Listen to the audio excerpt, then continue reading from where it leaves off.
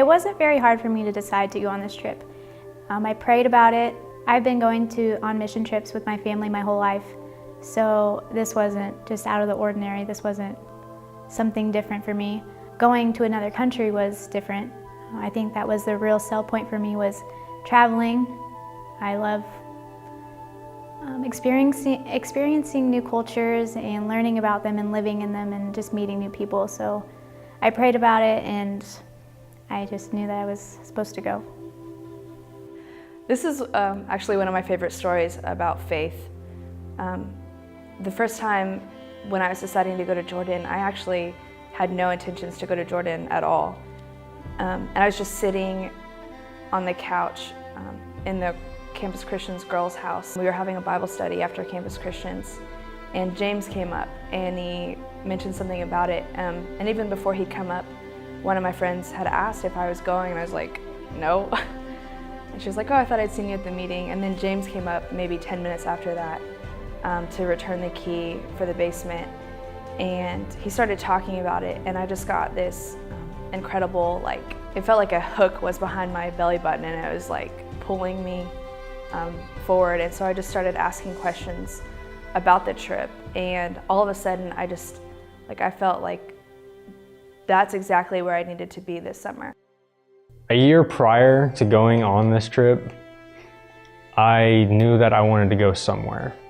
I didn't know where I was gonna go or how I was gonna get there or anything from that matter at all. So the only way that I can say that I found out how I was gonna go on this trip was praying about it and just trusting God to lead me there. I still don't even know how it happened, honestly. It did.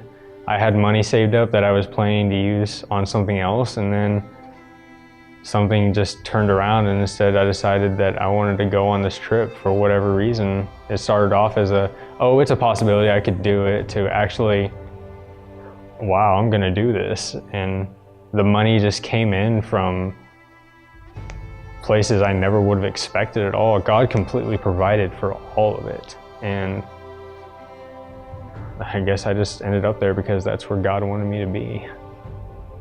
In, February of last year, I still thought I was gonna go to Africa for the summer, and I was like, yeah, I'm gonna do this. And then all of a sudden, something happened with the organization I was gonna go with, and it just was getting kind of weird. And James had mentioned going to Jordan to our leadership team, and I didn't think I was gonna go, but then I was like, well, maybe I better think about this. So I prayed about that for a while, and I just really felt that God was leading me to go to Jordan, and I decided to go to Jordan. And like I said, it was a little rough getting there for a while, but God provided everything like He said He would. Well, I wanted to go on this trip last year and was kind of just throwing it around. I thought, yeah, that would be really fun to go, but I didn't actually take the initiative and talk to my parents about it and tell other people about it. It was just kind of, hey, yeah, I want to go, but I can't because of my job. And so this time it was more of hey, I really want to go. I really need to do this now, because if I don't go, I probably won't ever go. And so it was one of those things where I was just talking to God, and I was like, hey, if you really want me to go, you're gonna help me. And I was really nervous because at that point, I really, really, really wanted to go, and was halfway there with funds, and didn't think that I was gonna make it to the rest of just the airplane ticket, because we were buying tickets, and 2 nights before I was still halfway, but God's good, and I got it, and I went. I think the biggest misconception I had was just watching the news and them saying that the Middle East is violent and dangerous, and being over there, I didn't feel in danger at all. I felt more safe over there than I did here. So that was the biggest misconception.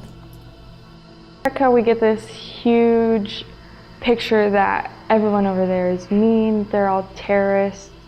And so my parents were really nervous that I was not going to make it back. And so I was really scared. And I think the first couple of weeks I wasn't wanting to talk to people. I wasn't wanting to get to know the culture, and I think that really set me back a little bit.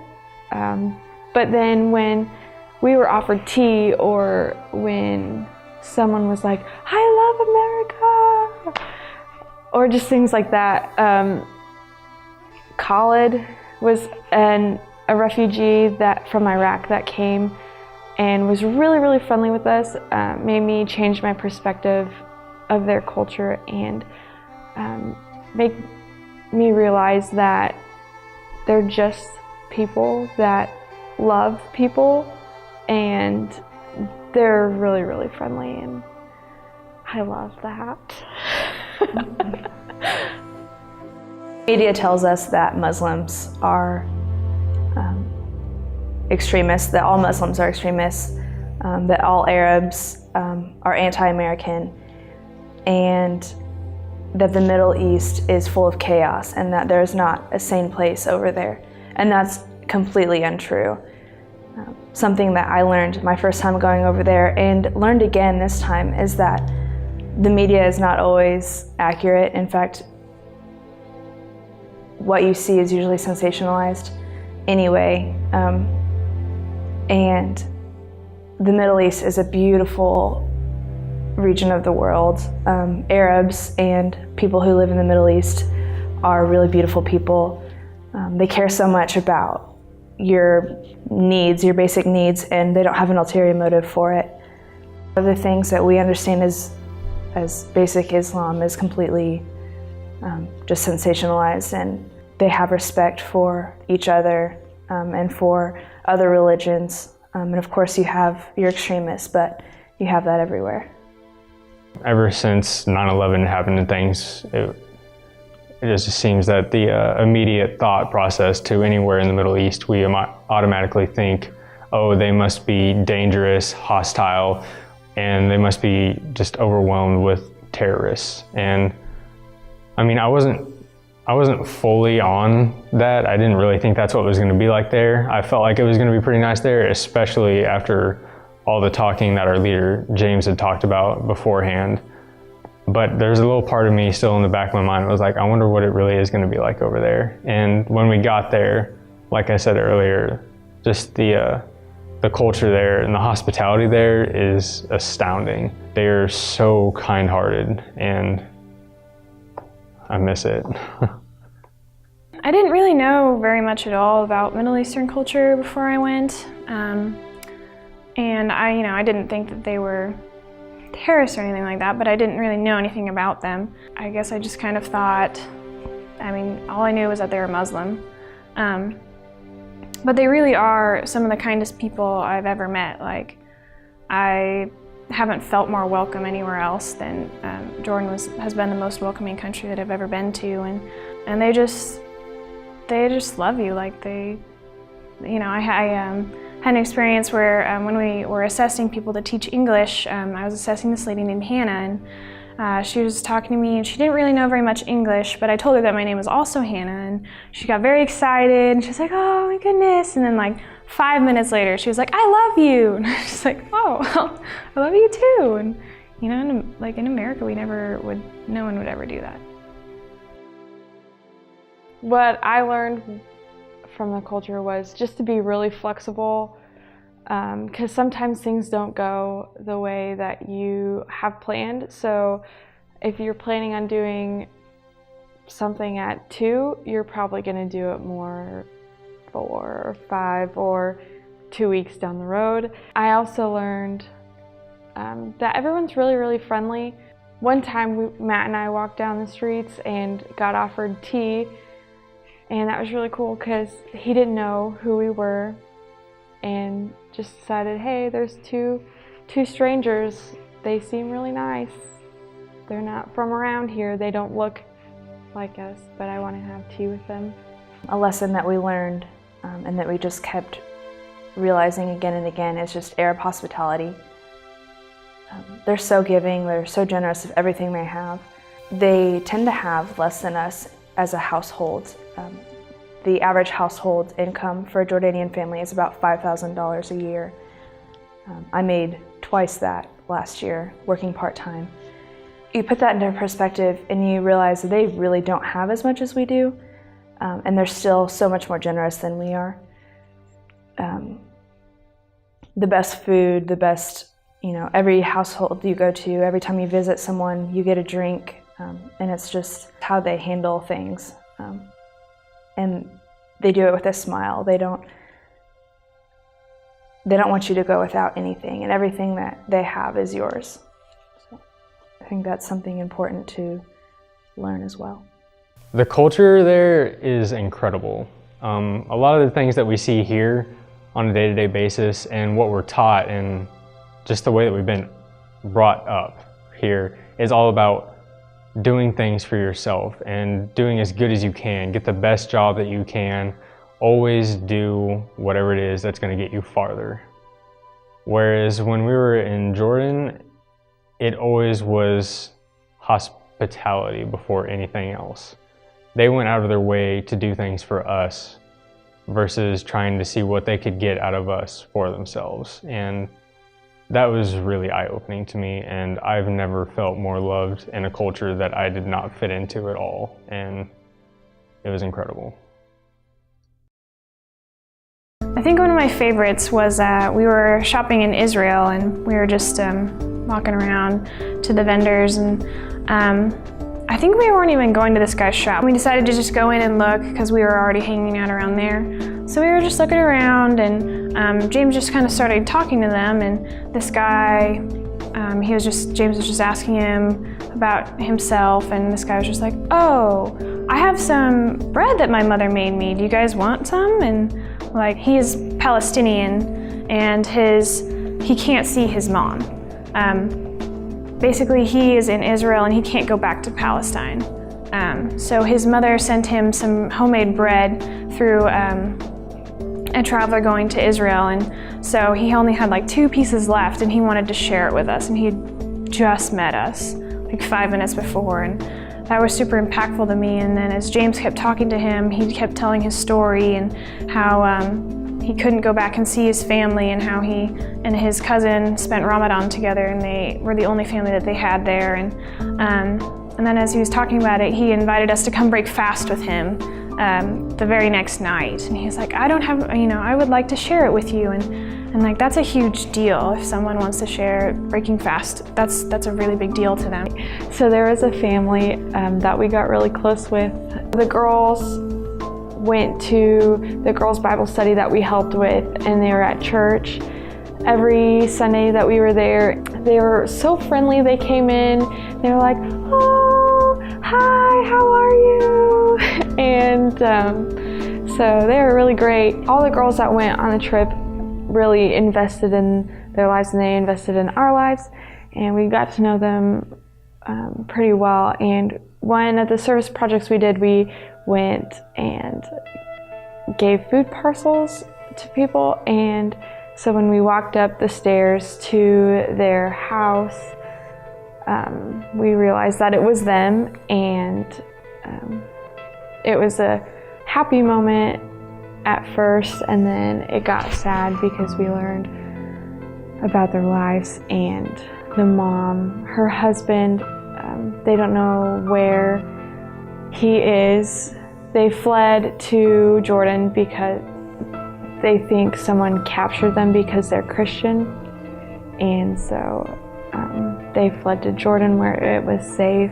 They hadn't seen him, hadn't heard from him in quite a few months. She also had a disease that no one told us what it was, but she was really, really upset. So towards the end of our stay there, for the hour that we were there, we prayed at the end, and all the girls put their hands on the family and prayed for them, and the mom was crying and I was crying, and That was probably the only people who were crying, but it was really sad. They were really, really important to us. So. One of the most impactful moments for me on this trip was a really unique moment on the trip. It wasn't any longer than 2 to 3 minutes. It was really quick. It was a simple moment, but at the same time, it was one of the biggest moments I've experienced in the entire 5-week trip there. We had gone to go view this really, really beautiful church in Bethlehem, and it was the site where Jesus was supposedly born at, like the exact spot. They had the ground for it and everything, but it was really cool to see all that stuff, and the church was gorgeous. Absolutely, the architecture was amazing, and it was fantastic. But the biggest moment for me actually came after we got done looking at the church and everything that had inside of it. We were walking out of the exit, and there was this older man on a handicapped scooter type thing. He had a small sign on the front of it that had a simple request on it saying that he is unable to work, and when you look at him, yeah, it's a given, he cannot work. He is disabled from birth, and he still had to find a way to get income to be able to just live with basic necessities. So he's sitting outside of this church hoping for people that should be giving him money and should be helping him, because he is the poor, he is the unable to work, he's exactly who we need to be helping. And he's trying to find that hope, and he's sitting outside this church, and the entire time that we're inside this church, these tour guides were in there just bugging us the entire time, like, oh, we'll make the price very low for you, and we'll show you everything, and blah, blah, blah. And we didn't want to pay them to do it. We just wanted to walk around our own. And at the end of it, when we got done, we walked outside. We had that money still, since we did not give it to them, that we were able to give to him instead. And each of us gave him a generous amount. And the look in his eyes when we placed that money into his basket, and then we told him that we cared about him with our actions, and we told him that we love him and that we're thinking about him. He matters. I saw so much emotion swell up in his eyes in that small amount of time that made that entire trip worth it to me. Just that one person that impacted my entire trip. One of the things that impacted me the most, I think it was the last week that the team was all together in Jordan. We went to a refugee camp outside of Amman, the capital, and all they had was tents, and they weren't even like nice camping tents. They were like 4 poles and a tarp provided by the UN. A whole family or several families at a time would call this one tent their home, and it's out in the middle of this desert field, sand for miles, and their community square was just this circle of rocks, and that's where all the kids came. And we had just a really small kids day for them, and we gave them toys and games and coloring books and sang songs with them. But it really impacted me and the rest of our team just to see how little they had, but how much joy they had, how happy they could be with so little. And just, I don't know that they were necessarily thinking about this, but I don't know how they couldn't be. But that's all they had in the world. And I'm sure there's just a lot of chaos where they came from, and there wasn't a lot going on where they were. And it was just a really powerful moment to see whatever I have to complain about, it's nothing like escaping your country in turmoil. I think the most impactful moment for me was getting to know some of the girls at the Mahata Bible study. They were so nice, so genuinely caring, and we got to actually break fast with them one evening, and I think that was the most impactful. Just waiting for that meal and just waiting to eat dinner with a family I understood like what they go through. They're not eating for a whole day from sunup to sundown, and it was just really great to experience that. I think my favorite service project was serving the displaced children in Mafraq. There are a lot of Syrian refugees in Jordan right now, and they're fleeing into Jordan and they don't have anything but the shirts or clothes or whatever they can carry with them, which is usually very little. And so they don't have toys, they don't have a school to go to, they don't have anything to do during the day. So it was really neat that we got to go play with the kids. We told a Bible story, we sang songs with them, and then we got to give them snacks. And food is just a universal unifier, especially when it's sweet. So, you know, we'd hand out these little snacks to the kids, and then we got to go and hand them out to the moms too. And culturally, they wouldn't ask for it, but if it's offered to them, they can take it. And so it was really cool to see their eyes light up too, because the moms don't get that much attention.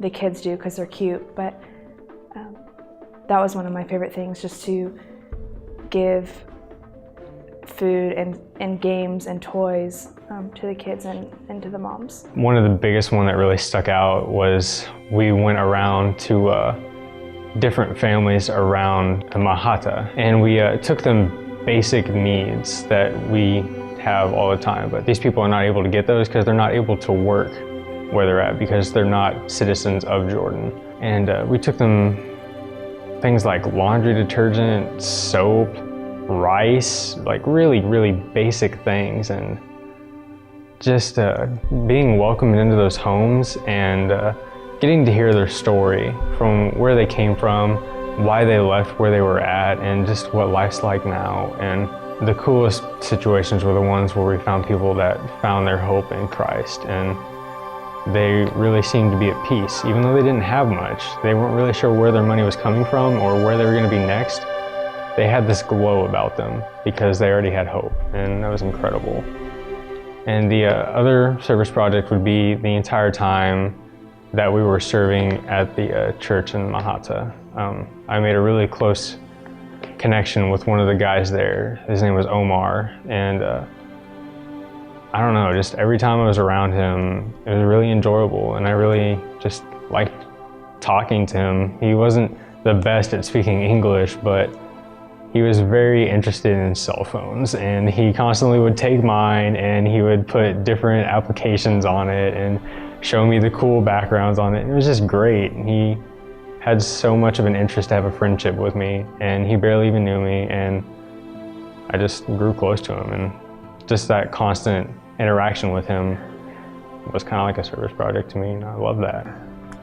The most fun service project that I did was probably cleaning the library, the Books and More library, just because the service team got to hang out, we got to spend time together and talk to one another and get to really know each other before we actually went out and did service with Syrian refugees and Iraqis. We got to do like a little mini sermon series for some Indian and Nepalese workers. They'd been promised all this money and they don't really get that money, and so they're kind of the forgotten in Jordan. They're not Jordanian, they're not even really from the Middle East, and so they're foreigners in that land and no one really pays much attention to them. So this specific church reaches out to them, and so we got to go, and James preached a couple sermons to them, and then the girls and the guys split up, and the girls taught the girls and the guys taught the guys, and it was just really awesome to just be able to like, well, we're in Jordan, but we're still ministering to like Indian and Nepalese, and we're not even in their countries. No one had ever paid attention to them, so it was a really big deal for us to show that we cared and that we hadn't forgotten them. My favorite tourist site was probably the baptism of Jesus, Jordan River. You always read about it or hear about it, but it's a lot cooler to actually be in the moment and see what he would have seen. I really liked the upper room. The upper room is where Jesus and the disciples first took communion together, and where Jesus first told them to drink the wine, and that's his blood, and eat the bread, and that was his body, and that was the night before he was killed. It was really cool to like be like, wow, they were in this room, like that's crazy. It was just cool to like take communion in that actual room. I mean, take communion in church, it's thank you God for what you did for me, and it's always cool, but it was just really awesome to be in that exact room. Just be like, wow, you did this here. This is where it started. Jerusalem was my favorite. It's significant to 3 of the world's biggest religions, and that's really important and really just kind of astounding that 3 of the world's biggest religions can coexist in one city. Going there, going back to biblical history and getting to see things that have been around since Jesus walked the earth and before, I mean, there's nothing like it.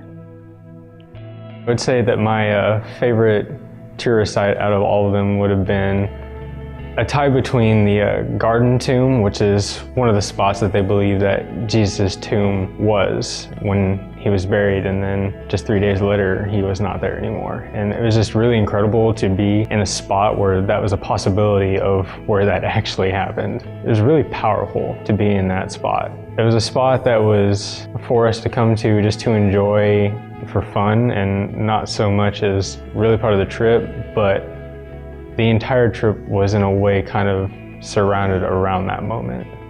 And it was just a really surreal moment to realize that, wow, our God was possibly laying right here, and then he wasn't, because he came back. And that's just incredible. Harvey and Nancy are awesome. Harvey loves his puns, and I love him telling puns. They're really, really nice and warming and loving, and Nancy is so good. She is very quiet, but when she talks, she's really funny, and she stands her ground. She knows that when things are the way they're supposed to be, she'll let you know. But she does it in a loving mother way. Harvey and Nancy, oh man. Harvey and Nancy run a library over in Jordan. It's called Books and More Library, and wow. They just, they blow my mind. I've never met a more godly couple in my entire life, I don't think. And they packed up and they left America to go live over in Jordan to run a library, of all things. They went over to run a library, and the entire purpose of that is because they love the people there and they want to help in any way that they can. And when you think about it, a library doesn't seem like that big of a thing, but it's huge.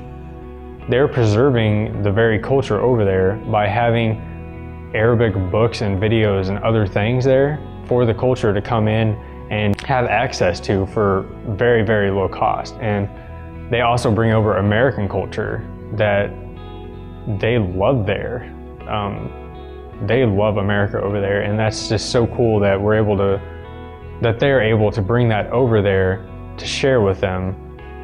And they just blow my mind. Every time you would walk outside with Harvey to go anywhere, there was not a person that would walk by that would not announce very loudly, "Hello, Mr. Harvey."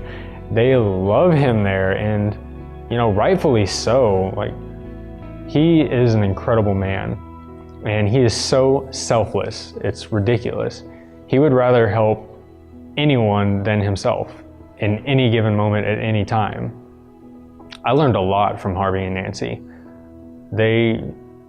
They were perfect examples on how we should live our daily lives. A selfless life and a servant's life. Always putting others before themselves. No matter what the time or what the situation, it's always about what they can do to help someone and not what they can do for themselves. They're kind of like my other grandparents. Like, they're just very caring, and they had several nights, or well, a lot of nights, that they just wanted to sit and talk with us and find out about our lives and how they could pray for us and what they could do for us. And Harvey is always joking and throwing out a pun or salmoning Kyle or something like that. And he's just so funny and always has something witty to say, and everyone loves him. Everyone knows him. They see him, they go, "Mr. Harvey!" And they just, give him a little kiss on the cheek, and he just goes and does what Harvey does, and Nancy is just very like loving and caring, and she always was making sure we were okay and that we had everything that we needed. I think God taught me to have patience and to kind of go with the flow, because there were some things that I wanted to do, but I knew that it was for God's kingdom and not for selfish desires. For one, he stretched me because, you know, in Jordan, time constraints aren't as a big thing for them. So being on time for everything, we would usually be on time and they would just be like, oh, you know, we'll start this project in about 2 hours. And I was like, oh, okay, cool. Or God stretched me when we had to paint the basement, and they just kept wanting us to do everything, and you know, we couldn't do everything, and then they would change what they wanted us to do on them, and got a little impatient sometimes. And so God just was showing me like to have patience and think before I react. God showed me a lot about being a global citizen, realizing that there's more outside of my world than me and my problems. I grew a lot spiritually, learned to trust God more in my daily living, and I also questioned who I was as a Christian a lot. Was I aware of just how great God's love is for His children? Was I showing that love? I tell people all the time they need to go to Jordan. If anybody has the chance, they need to go to Jordan.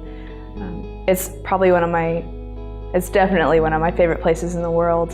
I haven't been to very many places, but I will go back to Jordan as long as I can, as long as God is willing and that life allows. I think everyone, if they have the opportunity, they need to go there, because just the view that Americans as a whole that they've gotten from the media and from the movies and just whatever it may be is that the Middle East is a blank canvas where there's nothing there, it's not worth anything, and it's filled with hostility and anger and just why would an American go there? That is not the case at all. It is beautiful there. The people there are the friendliest that you may ever come in contact with.